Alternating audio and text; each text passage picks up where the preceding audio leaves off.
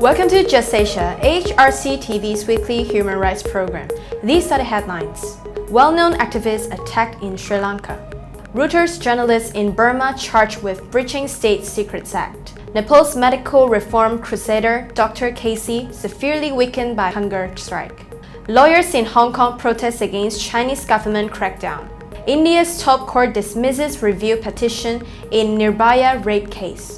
Papuan continue to face arbitrary arrest and detention.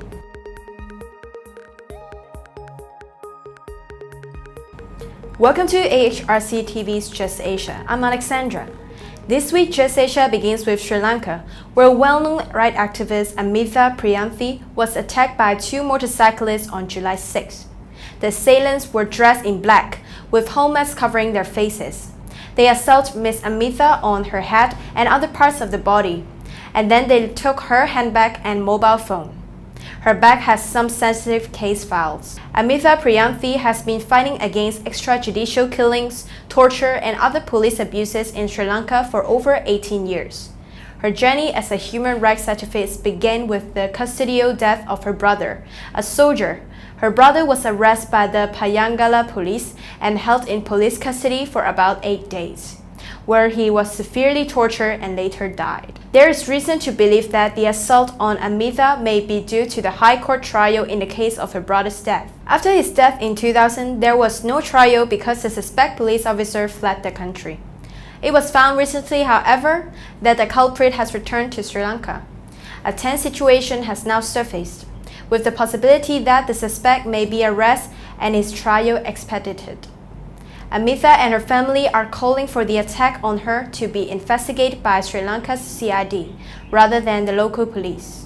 කාරාලෙන් පිටත් වෙලා යනකොට මේ නහදුරන පුජ්‍යලන් දෙදෙනෙක් කළු හෙල්මට් දාලා කළු ජැකට් ඇඳලා යතුරු පැදියකින් පාරේ යහපැත්තේ හිටියා කාර්යාලය ඉදිරිපිට මම තවත් කාර්යාලේ වැඩ කරන ප්‍රදීපා කියන මිතුරියත් එක්ක තමයි ගියේ මම ඇයට කිව්වා මේ අය ගැන සැකයි එතන කාට හරි කරදරයක් කරන්න ආපු අය දන්නේ නැහැ කියලා මම ඒ සම්බන්ධව කාර්යාලයේ ලේකම් මේ අවස්ථාවේ චිත්‍රාල් පෙරේරා මහත්තයා හිටියා කාර්යාලයේ මම ඔහුට දුරකථනයෙන් දැනුම් දුන්නා මෙහෙම දෙන්නෙක් ඉන්නවා ටිකක් බලන්න කියලා.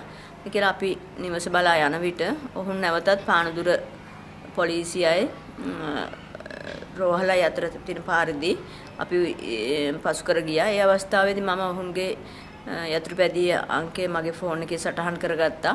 ඉන්පසුව මම අලුත්ජම් බස් එකේ නැගිලා ගෙදර යන්න ගිහිල්ලා ගාලු පාරෙන් අතුරු පාරට හැරිලා යනකොට පොඩි කඩයක් තියෙනවා අපේ නිවසට මෙහා නීටා යන අයගේ මම ඒ කඩේ ඇසලට යනකොට මගේ ස්වාමිපුරුෂයව කඩ ළඟ හිටියා මම ඔහු සමග කතා කරලා කඩේට සල්ලි වගේක් දෙන්න තියලා මම ඒක සල්ලි පාරින් ඉඳන් දෙනකොටම අර මම කලින් දැකපු කළු ජැකට් ඇඳලා මේ කළු හෙල්මට් පැලඳපු දෙදෙනෙක් යතුරු පැදියකින් මගේ ඇසලට පැමිණලා පිටිපස්සට පුජ්‍යලා වහම පැනලා මගේ ඇඟට පැනලා මට පහර දුන්නා පාරවල් කීපයක් ගහලා මගේ උරසි තිබ්බ මේ කරේ තිබ්බ බෑග් එක ගලවලා ගත්තා. ඒ අවස්ථාවේදී ඔහුට මගේ පුරුෂයා පහරක් දුන්නා. ඔහු වැටුණා. ඒ අවස්ථාවේ අවට අය කෑ ගැහිලට එකතු වෙලා ඔහු පසුපසේ ලෙව්වත් නමුත් අල්ලගන්න පුළුවන් වුණේ නැහැ.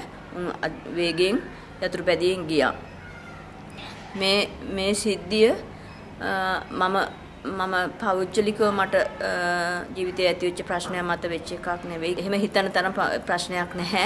නමුත් මම මානසික ක්‍රියාකාරණියක් ලෙස වදින්සාට එරෙහිව කටයුතු කිරීමට එරෙහිව එකක් හෝ මගේ මල්ලිගේ නඩුව සම්බන්ධව මට බලපෑමක් කළා යුක්තියුත කරා ගැනීමට තියෙන අවස්ථාව අහිමි කරලා මාව බියවද්දවලා මේක මෙතනින් නතර කරවන්න කරන උත්සාහයක් බවටයි මම මේක දකින්නේ. ඒ වගේම මම කියනවා මේවා මෙහෙම වෙන්නේ හේතුව එකම මෙමෙ සිද්ධිය වෙලා දැන් අවුරුදු 18 19 කාලයක් වෙලා තියෙනවා. එහෙම විදිහේ දීර්ඝ කාලයක් තිස්සේ මේ නඩුව ඇදීම් මත නඩු ප්‍රමාදයේ මත වෙච්ච බවට මම මේ දකිනවා. ඒ වගේම තවත් මානව හිමිකම් ඒ කියන්නේ වදිහිංසාව මානව හිමිකම් හා වදිහිංසාව සම්බන්ධව ඉදිරියේදී කටයුතු කිරීමට බාධා ඇති කිරීමට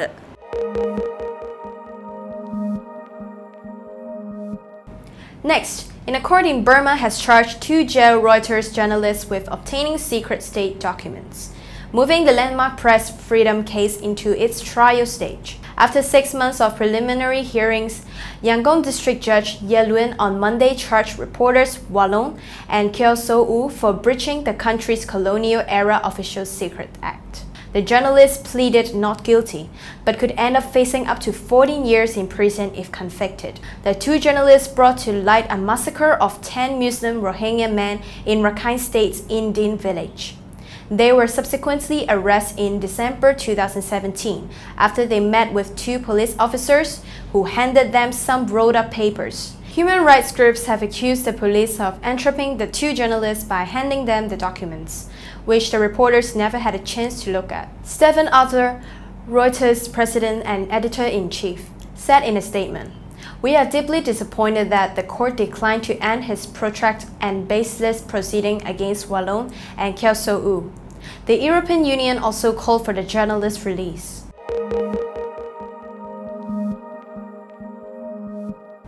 In Nepal, senior orthopedic surgeon Dr. Govinda Casey has been on an indefinite hunger strike since June 30th. Dr. Casey is seeking reforms in the country's medical education sector. In particular, he is demanding the enactment of a National Medical Education Act and other reforms based on the agreement reached between him and the Nepal government earlier. Dr. Casey's health has deteriorated, and he is receiving medical treatment in the special ward of the Karnali Academy of Health Sciences in Jumla. Dr. Casey has become weak and unable to speak. He has also refused the service of doctors sent by the government from Kathmandu to treat him. Dr. Casey has been demanding that new medical colleges should not be established in Kathmandu Valley for the next 10 years and that a single university cannot give affiliation to more than 5 medical colleges. In line with the recommendations of the commission led by Kedar Bhakta Mathema, the government of Nepal must save Dr. Govinda Casey's life immediately. The government must bring about the National Medical Education Act in line with the Mathema panel, and adhere to past agreements made with Dr. Casey at the earliest, for the benefit of the ordinary citizens of Nepal.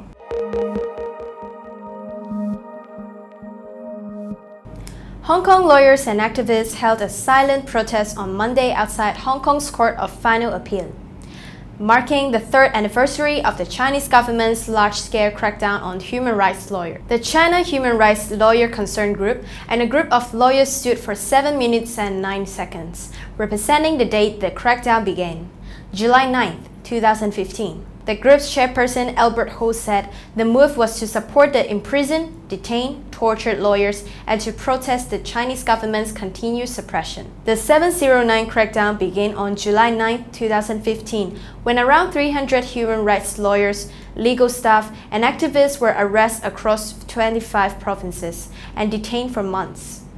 At the silent protest, participants stood in the rain holding portraits of activists including Wang Quanzhang, Yu Wensheng, and Hu Shizhen. It is the duty of lawyers to protect the people's right and seek justice. But Beijing destroyed the country's institution, and even those who serve the law cannot be protected. Ho said, the Chinese government is now also using lawyers' licenses as a tool of control, revoking the licenses of those representing the detainees. In particular, Ho also said the world is shocked and appalled by the Chinese government's treatment of lawyer Wang Quanzhang, who vanished and has not been heard from since his initial arrest 3 years ago.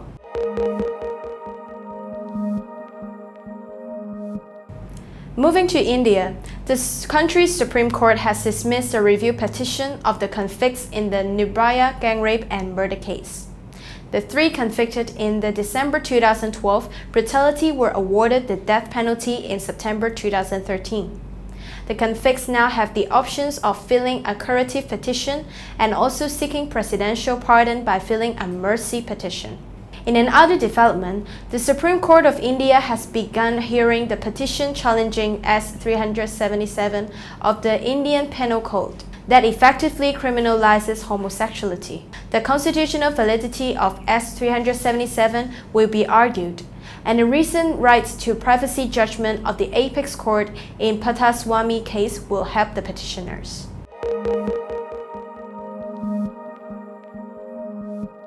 In Indonesia, arbitrary arrest and detention continues in the province of Papua.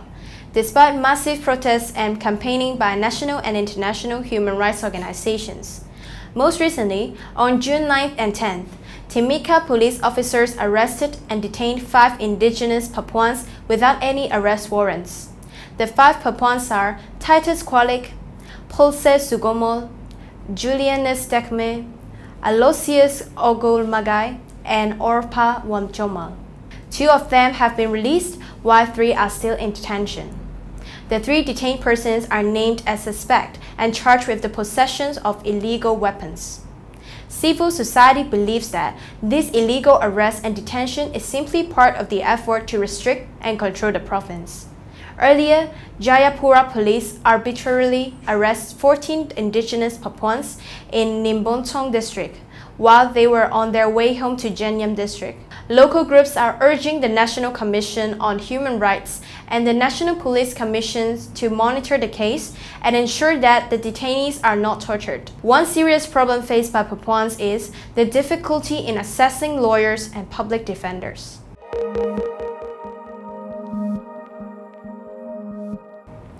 That is all for this episode of Just Asia. For more on this and other issues, please visit www.humanrights.asia or www.ahrc.asia/justasia. Thank you for watching and see you next week.